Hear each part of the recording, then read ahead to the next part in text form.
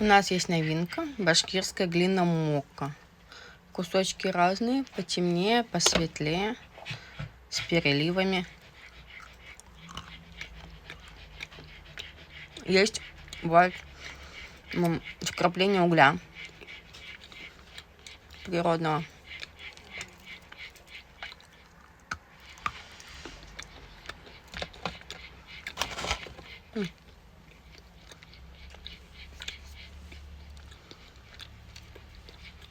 Более темный вообще не хрустит.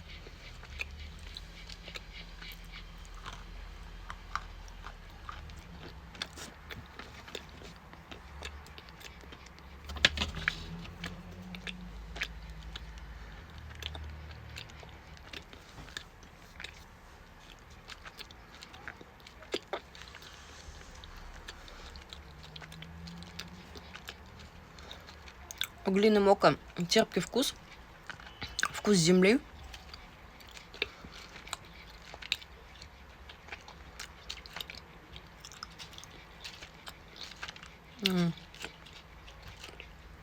Попадается кремний. Не во всех кусочках, но есть. Особенность глины. У нее такой вкус прям жареных орехов. Даже пережаренных.